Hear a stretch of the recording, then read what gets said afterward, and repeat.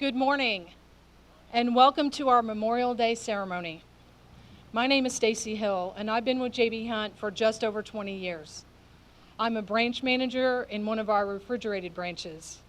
But before I started my career here at JB Hunt, I was in the United States Navy, stationed on the USNS Kanawha in Norfolk, Virginia.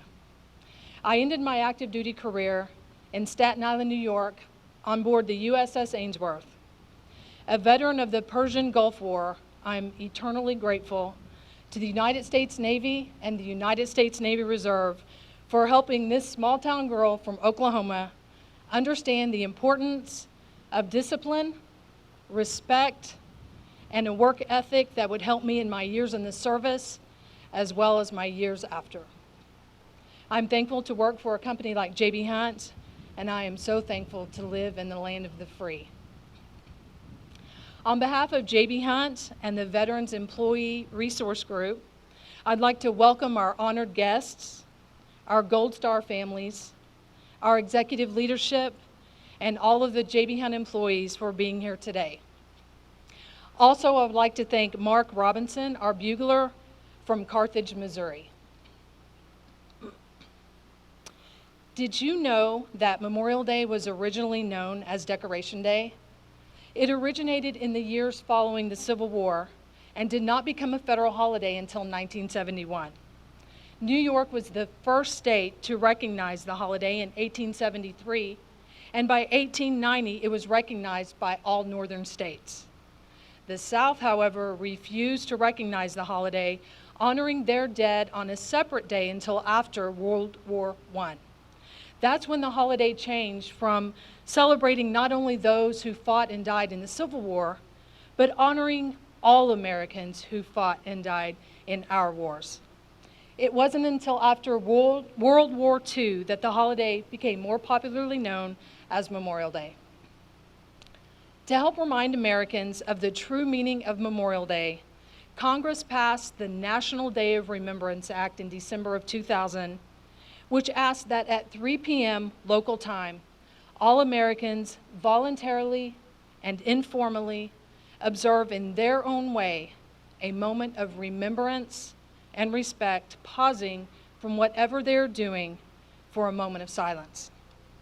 So what can you and I do to carry on the meaning of this sacred day and properly honor our fallen heroes? You can display an American flag and lower it to half-mast at noon in honor of every soldier, sailor, Marine, and airman who gave their lives in service to our nation. You can volunteer to place wreaths at gravesites at your local or closest national cemetery. Set your cell phone alarm to remind you to pause at 3 p.m. Attend a religious ceremony or engage in quiet reflection. Visit a war memorial or monument and discuss the true meaning of Memorial Day with your children and with your grandchildren. Reach out to any neighborhood Gold Star family and offer them your support. As Americans, we enjoy the enormous blessing of freedom. Remembering those who died to preserve that freedom is an obligation that we all share. This information was obtained from the Heritage Foundation and Thomas Callender. I would like to take this opportunity to welcome Michael Collins as he delivers today's invocation. He joined the Arkansas Army National Guard in August of 2009 and completed his chaplain's training at Fort Jackson in Columbia, South Carolina in August of 2012. Michael actively serves as chaplain for the 2nd Battalion, 142nd Fires Artillery Brigade, and has been a lay minister for over 30 years in the Northwest Arkansas area. He lives in Springdale with his wife, Holly, and their lovely daughter, Elora. He also has a daughter, Brenna, who works and lives in Fayetteville, Arkansas.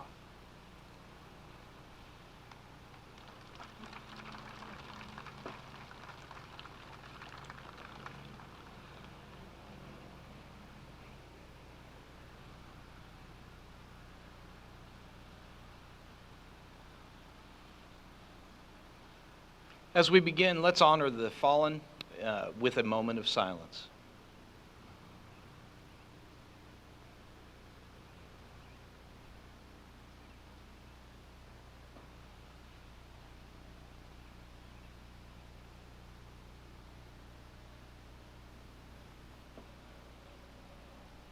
Thank you. Now let's address the Almighty.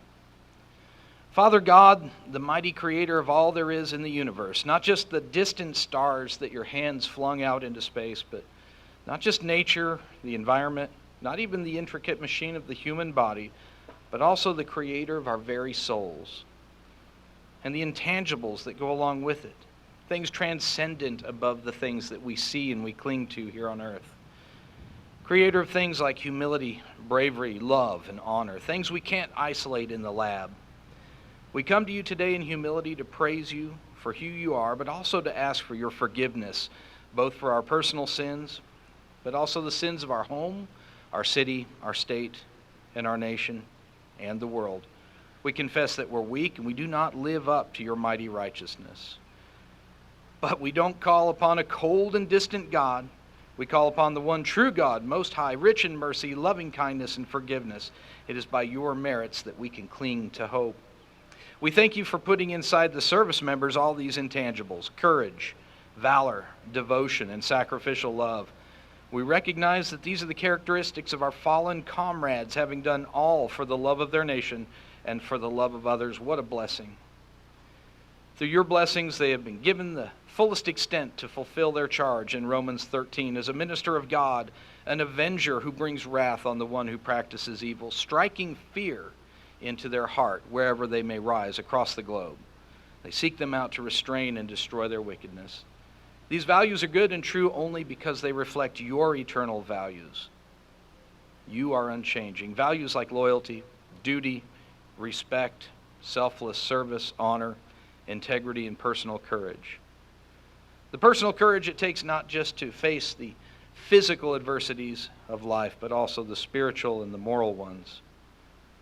Sadly, these enemies are now both foreign and domestic, as we saw last month with ROTC cadet Riley Howell in North Carolina, who gave no thought to his own safety, sacrificing his life to protect fellow classmates from an active shooter and buying the police time to apprehend the murderer, as well as the delayed entry Marine High School senior Brandon Bialy, who with others tackled an active shooter before she could murder fellow classmates near Denver, Colorado, the site of so many tragic school shootings, just 20 miles from where it all started, Columbine. We recognize that immortal truth that you declared to your disciples in John 15:13, that greater love has no man than this, that one lay down his life for his friends. Thank you, Father, for the American service member from all branches who have served to fulfill this mission on our behalf. We also pray today for their families, the Gold Star families here today, Father, that you lift their spirits with the unbreakable cords of your strength, that you buoy their souls adrift by the anchors of your hope, and that you flood their aching hearts with the peace that can surpass all understanding, the peace that only the great Redeemer can provide, knowing that you too made the ultimate sacrifice in the largest war of the universe to gain eternal victory, that future victory that we anxiously await, where the same fingers that etched hard rules into stone will one day wipe tears from our cheeks. So Lord, help us to maintain until that day where you destroy the final enemy, death, and you rip the stinger out, and the victory of death is snatched away, even as it tenaciously nips at our heels. It is in this mighty Savior's name, this Lamb of God, this sacrifice for sin, a unique God in all of history and all eternity, that we pray. Amen.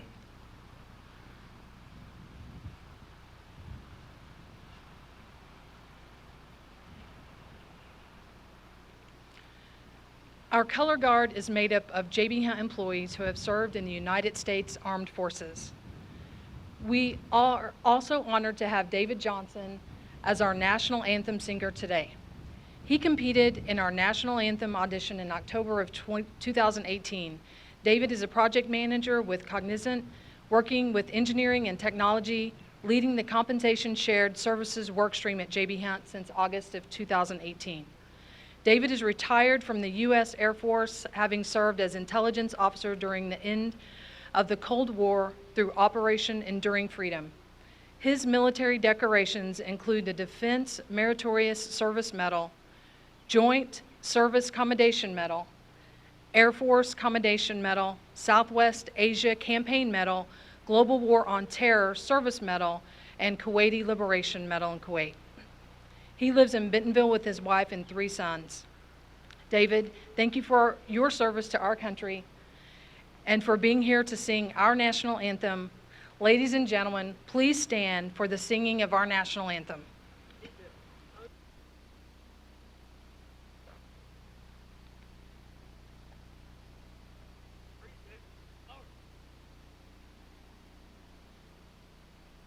Oh, say, can you see by the dawn's early light what so proudly we hailed at the twilight's last gleaming, whose broad stripes and bright stars through the perilous fight o'er the ramparts we watched were so gallantly streaming, and the rocket's red glare, the bombs bursting in air, gave proof through the night that our flag was still there. Oh, say, does that star-spangled banner yet wave o'er the land of the free and the home of the brave?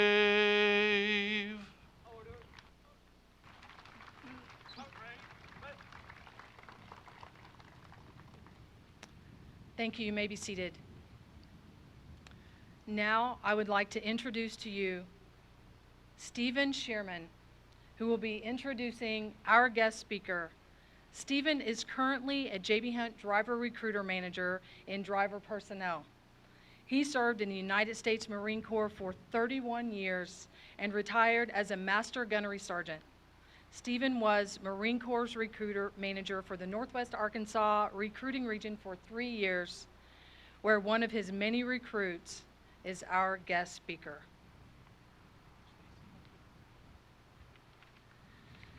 Now you know why I got a hug. Not too many recruiters get a hug from the recruit, right?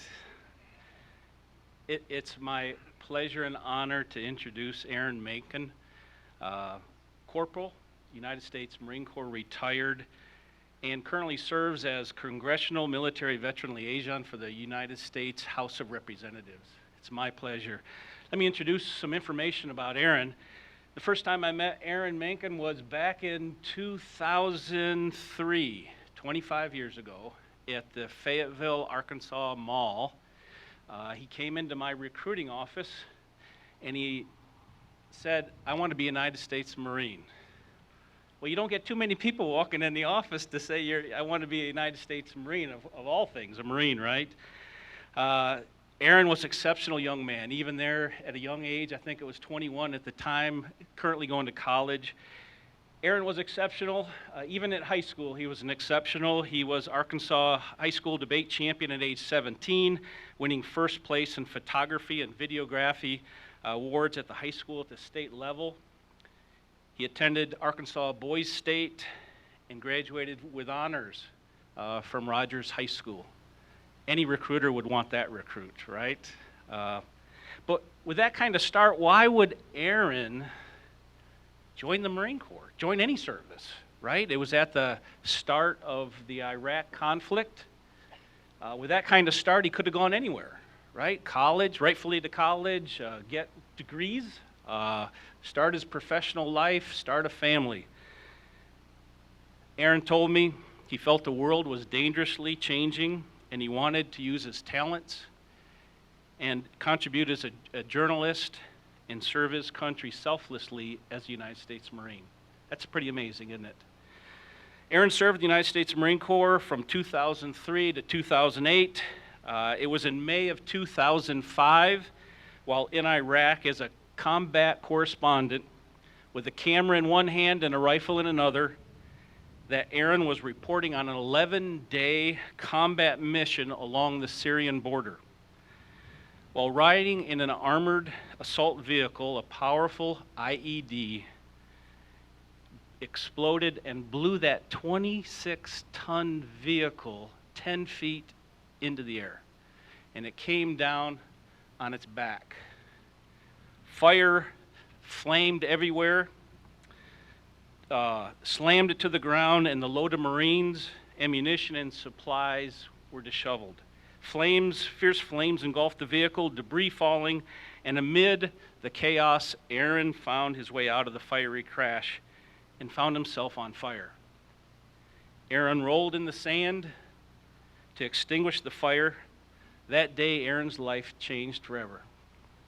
The day started as a healthy Marine, confident, eager, and he found himself laying in that hot Iraq sand, severely wounded, thousands of miles away from family and friends, this close to death. Aaron was one of 18 Marines on board. 6 died. Aaron being the worst wounded survivor, with his upper body damaged in the blast, burning his face, arms, hands, and damaging his airway and lungs. Aaron would require more than 70 surgeries to rebuild his nose, mouth, ears, and repair the damage to his hands and arms.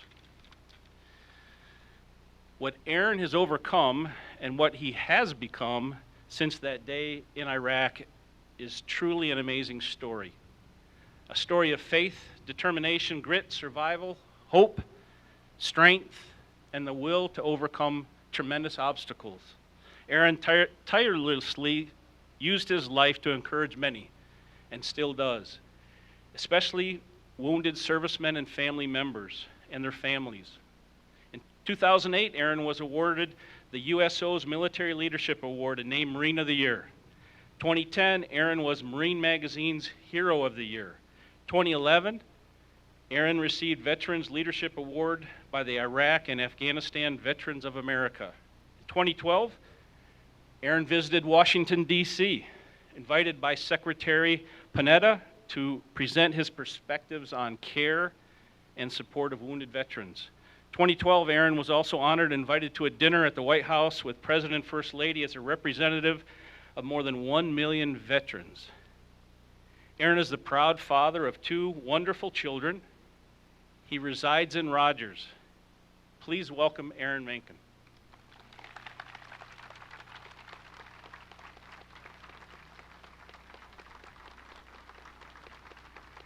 Thank you. Thank you. Please. Good morning. Thank you, Master Guns, for that wonderful introduction. It's always interesting hearing about yourself from others, especially those that you hold in such high regard. And I want to thank Stacy for emceeing this morning. Thank David for his rendition. Chaplain, thank you. Everyone in the Verg group, Aaron and Donna and Patty, everyone who made this event happen. I'm thankful to be here. I'm humbled and I'm honored to be with you this morning and have an opportunity to share with you stories of not just how I came to be here or why I'm here, the irony that I'm here at all, or that just this morning, of all things, how the world comes together and leads you places and you wind up being exactly where you need to be when you need to be there. Talking to Stacy this morning and sharing with her just a small bit about, every morning I go to work and I work in an office building that JV used to work at. And when he left left his desk for Congressman Bozeman, and Bozeman left his desk for Congressman Womack. And then I go in to start my fellowship, and there's the desk. And I sit at JV's desk every morning out there trying to do what I can, still very much engaged in the fight that too many veterans find themselves engaged in once they come home to receive those benefits that we as Americans say they deserve and they've earned. And, to have an opportunity to continue to serve it's been an amazing time. But this day I'd like to focus on the true meaning of Memorial Day. And Stacy touched on some of the history, so I won't rehash some of that. But that idea of decoration, it was once a time when both sides of a battle came together to honor their fallen. And I can only imagine what that time must have been like. To meet and congregate in cemeteries, to adorn gravestones, headstones with flowers and wreaths, and reminisce about the ones we love. The meaning of Memorial Day, literally Memorial Day means in memory. So we do our best to remember. Now, I have stories I'll never forget.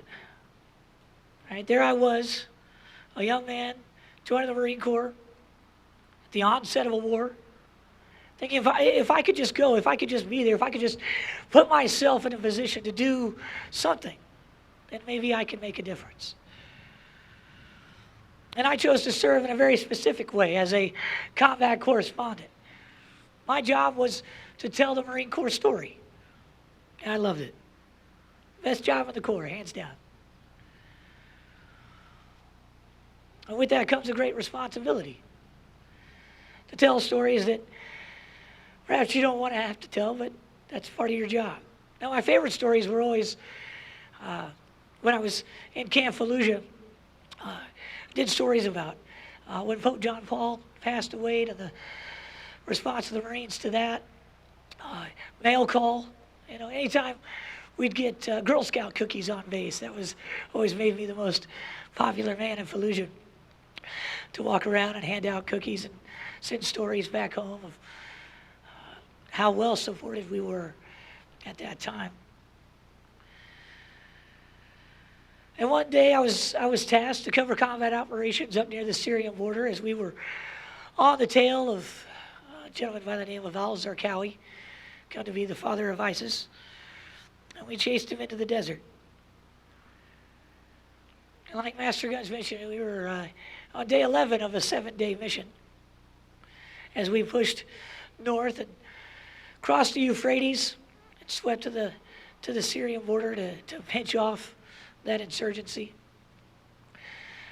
And we saw some firefights, some hard knocks as we went house to house and tried to bring those civilians into a safe space as we conducted our operations, having to give Marines along the way. And then I was done. I had basically accumulated all the evidence I needed to share my story. It was hours from extraction. Just in a vehicle for a few more hours just to get to the birds so that I could get back to the rear, get to the satellites, and send out my footage back home so it would be on your evening news. Little did I know at the time that I would become the story, every storyteller's nightmare. And in an instant, my life changed forever. Boom! Rolled over an IED and it tossed us in the air. The track behind us said they could see the track in front of us after the explosion. Fire and debris rained inside. And I had just been standing up, exposed from the waist up. I thought, man, if I could just get a little more B-roll, if I could just get a little more footage, I'll be happy. So as I was filming, boom, next thing I know, I'm on the bottom of the track. I could see my arms had caught fire. My face had caught fire. I got my orientation inside the vehicle as one of the Marines opened the back hatch and the smoke flooded out. Daylight trickled in, and I saw my target, and I just dove. And I landed on the road, and I rolled to the side, and I rolled, and I'd stop, and I'd look, and I was still on fire. I'd stop, and roll, until eventually I had exhausted myself trying to extinguish myself. I gave it all I had. And this peace fell over me. Some people say your entire life flashes before your eyes. For me, ironically enough, being a photographer, I just saw these pictures, these still frame images of my life, of the people in my life worth fighting for, worth dying for. People who made the battle worth it. And then I woke up to the sound of my fellow Marines yelling, "Put him out, put him out." They run over and they they're on top of me and they're diving on top of me and they put me out and I kind of snapped to. I kind of realized, okay, I'm not wounded from the waist down. I can walk around, I'm on my feet. Shock settled in, I don't feel anything yet. And I'm thinking, I gotta get back into that track. I gotta get back all my footage, all my material, everything that I accumulated to tell the story of the Marines and what they were out here doing is inside. I need to get back. That's my mission.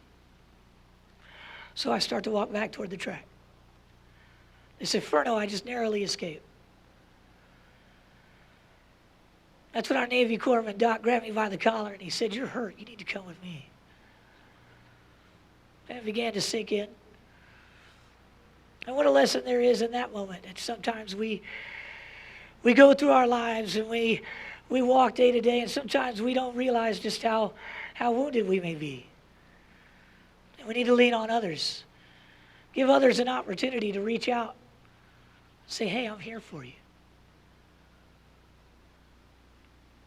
Doc gave me the best care that he could, and I needed a medevac just as soon as possible. I had air support, and the air was on us right there.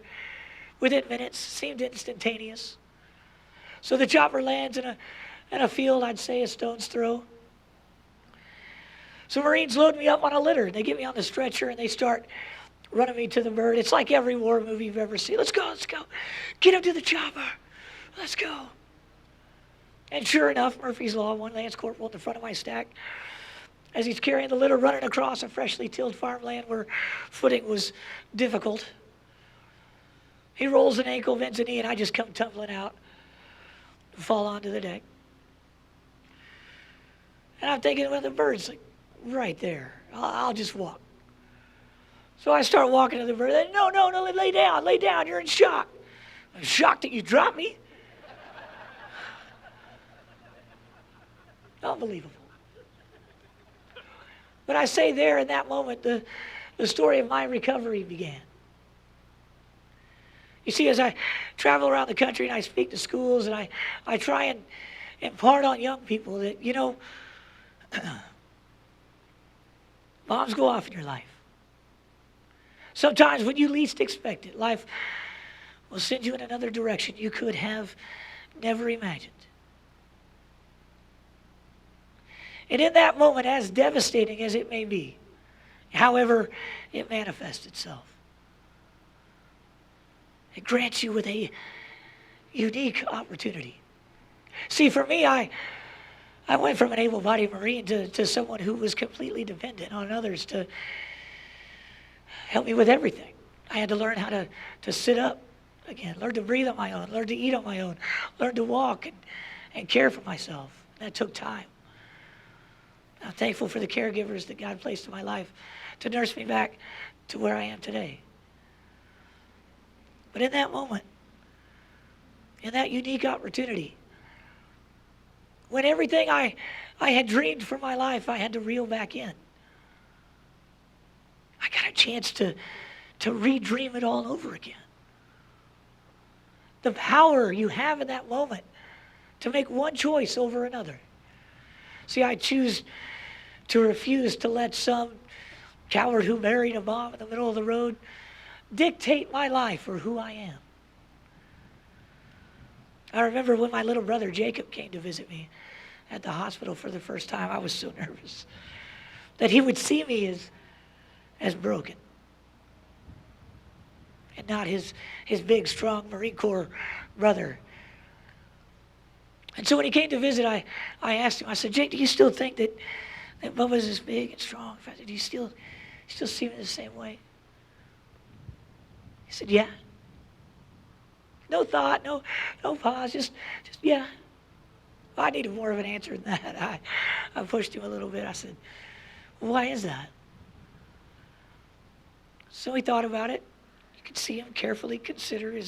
His eyes formulated the thought. And he looked up at me. He said, you know, they tried to blow you up, and they couldn't. True. I carry that with me. The sense of self that I have, that I'm not going to let someone else change who I am. Those lessons in this life, that testimony comes with a test. And others had to pay that price so that I may be here.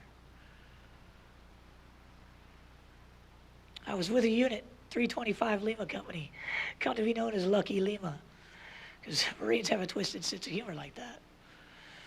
The highest casualty rate of the war for any one unit.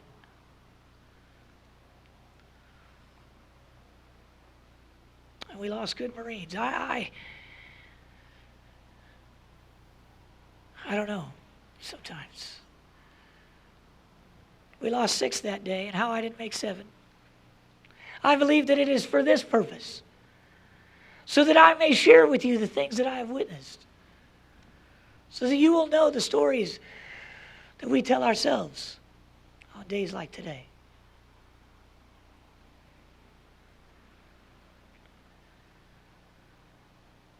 These 6 men, some fathers, all sons, gave their lives. And I will always remember Lance Corporal Wesley Davids, Corporal Dustin Durga, PFC Christopher Dixon, Lance Corporal Nicholas Erdy, Lance Corporal Jordan Grease, Lance Corporal Jonathan Grant, Staff Sergeant Anthony Goodwin, Staff Sergeant Kendall Ivey. You see, Memorial Day is not a day to honor the living. It is a day to honor the dead. In a perennially quoted Memorial Day speech given in 1884, Oliver Wendell Holmes Jr. ended his speech by saying, "Our dead brothers still live for us," and bid us think of life, not death. Of life to which in their youth they lent the passion and joy of the spring. As I listen, the great chorus of life and joy begins again. And amid the awful orchestra of seen and unseen powers and destinies of good and evil, our trumpets sound once more a note of daring, hope, and will. I love this notion of let us think of life. You know, even now, around the globe, those who serve in uniform in harm's way, today at this very moment, as we begin our holiday festivities, some people see this time as the kickoff of summer and barbecues and being outside, camping and all the rest, and that's a part of it. It's an integral part of it. Because wherever they are around the globe right now, I guarantee they're thinking where they would be with their loved ones if they didn't have to sacrifice that time with them. They'd be right with us, helping to create all those stories that we'll tell every year of the good times we had, the times we won't forget. We honor them not simply by remembering. We honor them by living. You see, it is through remembrance that we become grateful. And it is in that gratitude that we are all called to serve. You know, I say if you don't serve there, serve them. Serve those who do. To have an opportunity to come to JV Hunt, a company who can boast that more than 10% of your employees make up are veterans. It's amazing. And the things that this VERG group allows for these veterans to thrive in this space, to continue to add and make an amazing company. I'm in awe. Because you do it right. You do it right, you do it well. I can't commend you enough. Now, in a moment, we'll hear taps played. Taps is 24 notes. And when you hear it, you stand up. You don't talk. At the end, you don't clap or cheer. Of all the military bugle calls, none is so easily recognized or more emotional than the call of taps. The melody is both eloquent and haunting. And once you hear it, you'll always remember how it sounds. On Memorial Day, taps is always played to honor the men and women who paid the ultimate sacrifice, their life for our country and for our freedom. May we not neglect the purpose of this day, nor let us saturate this day in empty platitudes or indifference. It is my hope that with all those who hear my voice may take it upon themselves to ensure that this day is truly meaningful. And on this Memorial Day, take some time, even if just for a few minutes, to think and remember those from our hometown across this country who have paid the ultimate price. In that we find our meaning, lest we forget. Thank you.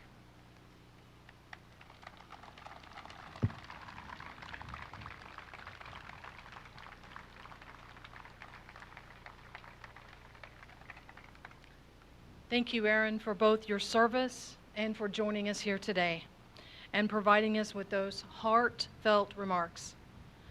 Ladies and gentlemen, if you would please stand for the playing of taps.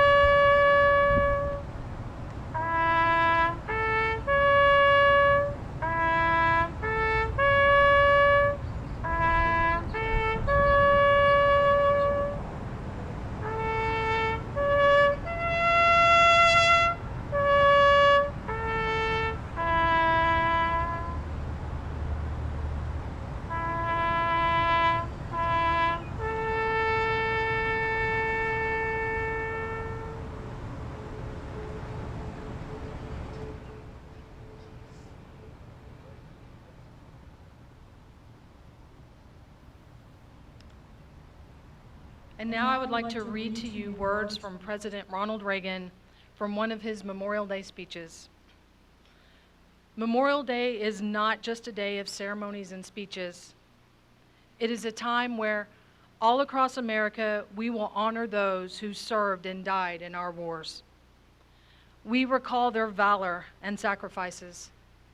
We remember they gave their lives so that others might live. When President Abraham Lincoln spoke at Gettysburg in 1863, he reminded us that through their deeds, the dead have spoken more eloquently for themselves than any of the living ever could, and that we, the living, could only honor them by rededicating ourselves to the cause for which they so willingly gave the last full measure of devotion. For those who say,